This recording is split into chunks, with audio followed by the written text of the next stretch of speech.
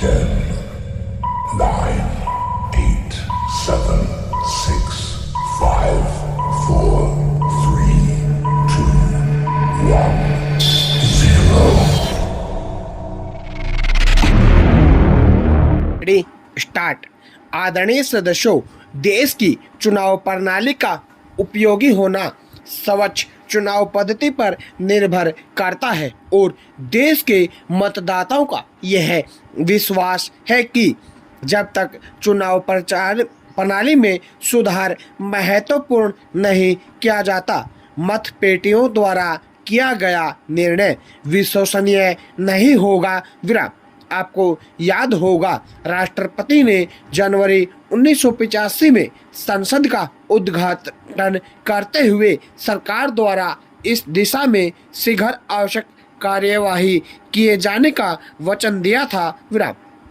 परंतु इस दिशा में बहुत कम और धीमा कार्य किया गया है। विराम। चुनाव में मतपेटियों का बदला जाना, चुनाव बूथों पर कब्जा करना तथा गुंडागर्दी और काले धन का उपयोग कुछ ऐसी बातें हैं जिनसे लोगों में चुनाव पर प्रणाली की निष्पक्षता से विश्वास उठता जा रहा है। विराम। अगला पैरा।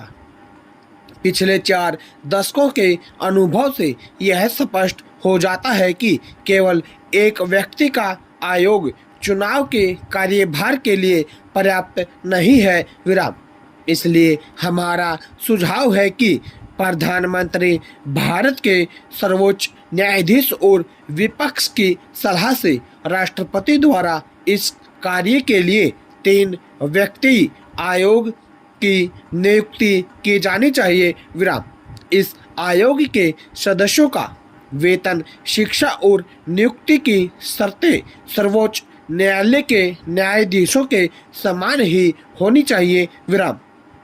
अवकाश प्राप्त करने पर आयोग के सदस्यों की सरकारी नौकरी पर रोक लगाई जानी चाहिए। विराम।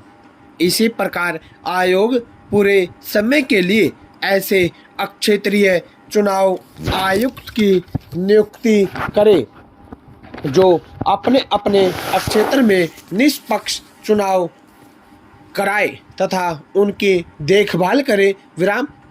इन क्षेत्रीय आयुक्तों का राज्य तथा केंद्र की सरकारों से कोई संबंध नहीं रहना चाहिए। विराम।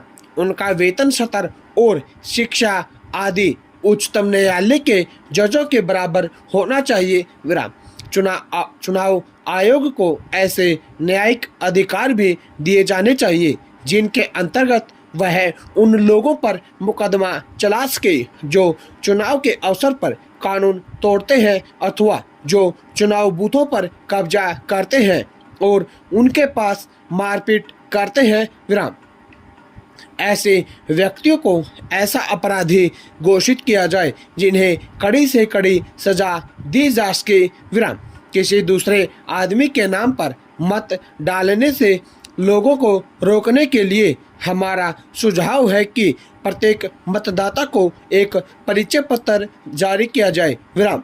कंप्यूटर प्रणाली के प्रयोग से एक मतदाता को एक विशेष स्थायी नंबर दिया जाना चाहिए। विराम। इससे मतदाताओं की सूची तैयार करने में भी सुगमता होगी। विराम। अगला पैरा। चुनाव राष्ट्रीय एकता का अत्यंत आवश्यक और महत्वपूर्ण अंग है। विराम।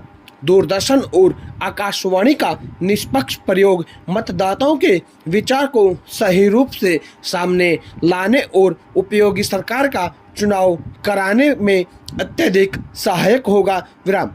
परंतु दुर्भाग्यवश दूरदर्शन और आकाशवाणी को इस संबंध में बिल्कुल निष्पक्ष नहीं कहा जा सकता।